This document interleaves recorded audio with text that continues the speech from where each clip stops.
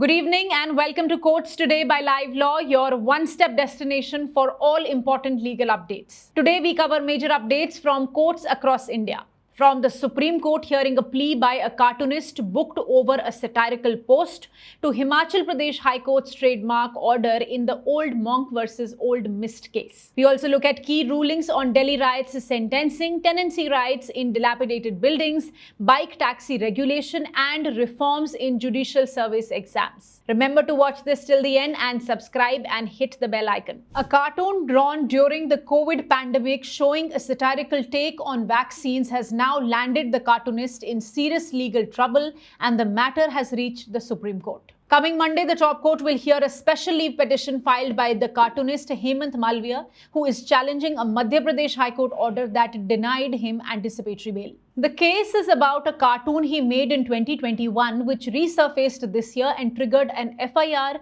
for allegedly hurting religious sentiments and defaming the RSS. The cartoon, originally a satire on vaccine safety claims during COVID, depicted a man in an RSS uniform being injected by a caricature of the Prime Minister. Later, someone reposted this cartoon with added commentary about caste census and Waqf issues. Malviya says that he only shared that post to show how his cartoons are reused online and never endorsed the added commentary. But in May this year, a criminal case was registered against him under the Bharatiya Nyaya Sanhita sections 196, 299, 302, 352 and 353 clause 2, along with section 67A of the IT Act, which penalizes the circulation of obscene material in electronic form. Also, let me tell you, these sections of BNS include serious offences like inciting violence and criminal force. Malviya, on the other hand, argues that these provisions are being misused to target dissent and satire, which are protected under Article 19(1)(a) of the Constitution, the right to freedom of speech. He had earlier approached the additional sessions judge and later the High Court, but both rejected his bail. The High Court ruled that the cartoon was deliberate and malicious,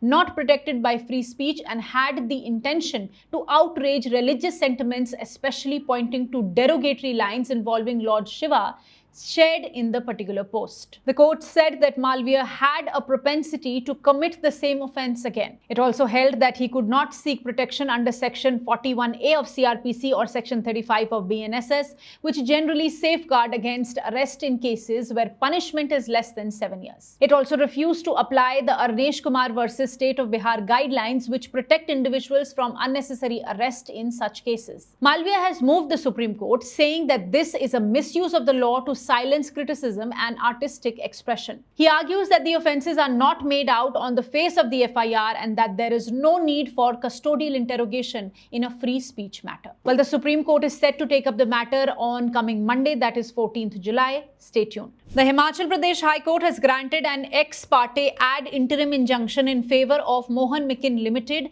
the makers of Old Monk and Old Monk Coffee. The court has temporarily restrained a newer company, Aston Roman Brewery and Distillery Private Limited, from selling its coffee-flavoured rum under the name Old Mist, at least for now. A trademark, let me tell you, is a legally registered name, logo or sign that helps customers identify the source of a product or service. It protects both the brand and the consumer. So when someone else uses a deceptively similar name, it can be considered infringement, especially if it misleads the public or tries to ride on the goodwill of the original brand. Well, let me tell you, Mohan Mikin Limited is one of India's oldest liquor companies and the world's third largest rum manufacturer, with breweries in various parts of the country, including Himachal Pradesh. Mohan Mikin pointed out that their trademark was registered in 2022 and is valid till 2031, while the defendant's company was only incorporated in 2023 and was selling a product without a registered trademark. Justice Ajay Mohan Goyal observed that the rival product was substantially similar in both name and appearance to the registered trademark Old Monk Coffee. The court said that such similarity could confuse the public and allow the defendant to unfairly pass off its product as Old Monks. Therefore, the court has restrained Aston Roman Brewery from selling or distributing the infringing product, that is the Old Mist coffee rum itself, or through their representatives, distributors, employees, etc. Under Order 39, Rule 3 of CPC, the court passed this temporary injunction without hearing the other side because it found an urgent need to prevent potential harm. The order now has to be served to the defendant with all supporting documents. The matter will be now heard on 8th September. Until then, Aston Roman Brewery cannot sell or distribute Old Mist rum. Moving ahead, a Delhi court has sentenced a man in the 2020 Northeast Delhi riots case for spreading hate, but then also ordered his release. Why? Let's find out. Lokesh Kumar Solanki was convicted last month in connection with the 2020 Delhi riots. The case was based on an FIR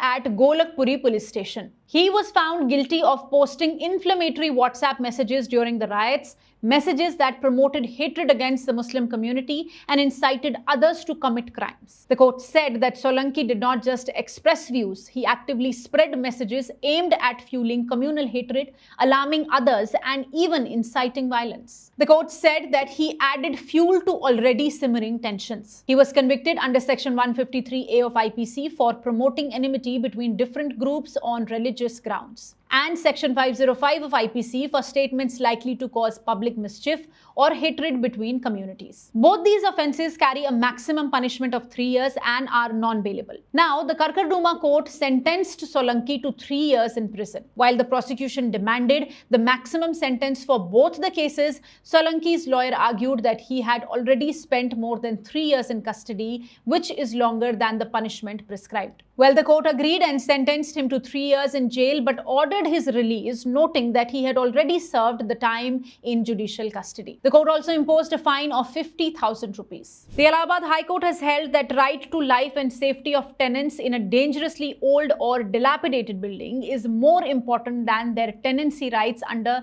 the UP Regulation of Urban Premises Tenancy Act. This particular case came up after the owner of a 100-year-old building in Aligarh approached the court saying that the structure was in a dilapidated condition and could collapse during the monsoon. Even the Nagar Nigam or the municipal authorities had inspected the premises and confirmed that demolition was urgently needed. But the demolition was being stalled due to resistance from the tenants. The bench of Justice Ashwini Kumar Mishra and Justice Jayant Banerjee ruled that tenants cannot object to demolition if the building has been declared unsafe. The court said that the UP Municipal Corporation Act 1959, particularly Section 331 subsection 1, empowers the municipal corporation to act if any structure poses a danger to public safety. This provision overrides tenancy protections when human life is at stake. The court referred to Section 21 subsection 2 of the Tenancy Act, which allows landlords to seek eviction for reconstruction or demolition. But in this case, it emphasized that safety under Municipal Act must take priority. The court directed the Nagar Nigam Aligarh to proceed with the demolition but to give reasonable time to the tenants to remove their belongings. It also urged the tenants not to resist, keeping in mind their own safety. In Karnataka, the state government has banned the operation of bike taxis, that is, two-wheelers being used for transporting passengers commercially,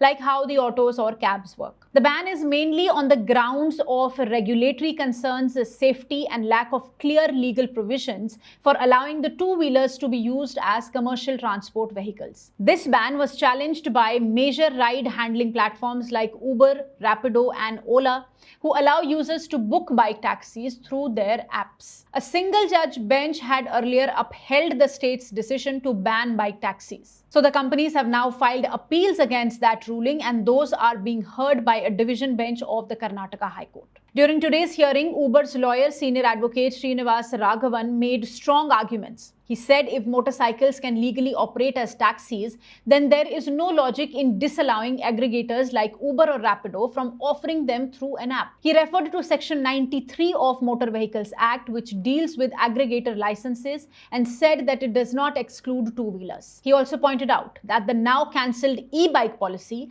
earlier allowed electric bikes to be used commercially, so the state had accepted this mode of transport before. He argued that no formal government policy was passed banning bike taxis. The state only relied on a committee report, which he claimed is not a valid legal basis for such a decision. Blocking bike taxis harms consumers, he said, as these services help in last-mile connectivity, reduce traffic, and are a convenient and affordable option. The High Court, meanwhile, asked some key questions, like whether a yellow board is required for individual bike taxis and whether electric vehicles with green number plates need permits. The council replied that e-bikes are exempt from permit requirements. Let me tell you here for your information that under the Motor Vehicles Act 1988, vehicles used for commercial purposes are supposed to have a commercial or yellow board registration and a transport permit. Most two-wheelers used by bike taxi drivers are privately registered, that is, have white board, which means they are legally not allowed to ferry passengers for money. Well, the Karnataka High Court will next hear the state government's response to these arguments. Stay tuned with Live Law. In another update, the Delhi High Court has upheld the acquittal of a wife and her family members in a case accusing them of abetting the suicide of her husband,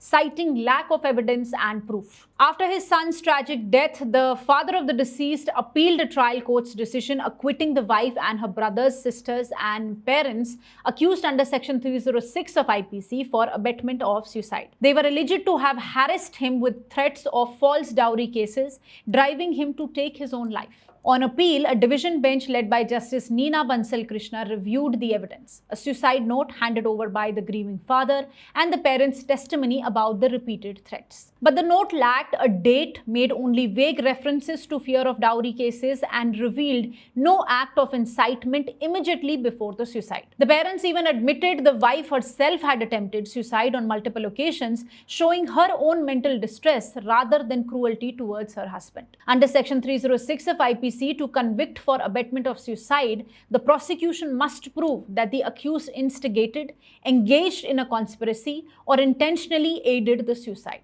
Mere threats, especially with no specific timing or direct link to the act, fall short of that standard. The High Court concluded that no specific incident or date showed the wife or her family provoked the suicide, and that the suicide note contained no proximate encouragement or reason detachable to them, and that the testimony showed matrimonial discord but no direct abetment. Therefore, the court held that while the husband may have been unhappy, there was no legal abetment, and it dismissed the appeal, affirming the acquittal. And lastly, the Allahabad High Court has taken note of a preliminary report submitted by one-man commission headed by Justice Govind Mathur, the former Chief Justice of the same court. This report is a part of a court-directed inquiry into the alleged malpractices in the UP PCSJ 2022 exam, the exam for selecting civil judges. A division bench of Justice Manoj Kumar Gupta and Justice Ram Manohar Narayan Mishra formally recorded that the report was submitted in 14 copies and is focused on broader issues requiring immediate reform in the exam process. This commission, let me tell you, was set up after multiple judicial service aspirants, starting with lead petitioner Shravan Pandey,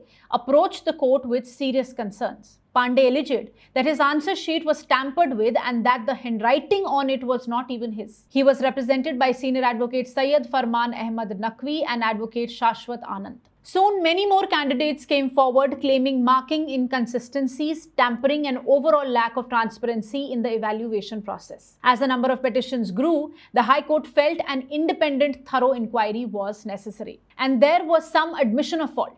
UPPSC itself acknowledged in July 2024 that a merit list error affected 50 candidates in the PCSJ 2022 mains exam. That's when the court asked Justice Mathur to step in. His preliminary report, submitted now, makes initial recommendations for reforming. Some of the reforms include the evaluation process to make it more trustworthy and fair, ways to enforce better procedures and mechanisms to detect and correct mistakes internally before results are declared. He has also said that the final report will follow once he gets input from other statutory bodies and institutions that use technology for evaluating descriptive papers. The High Court has now directed that copies of the report be shared with all parties and that written submissions be filed before the next hearing date, that is 6th August.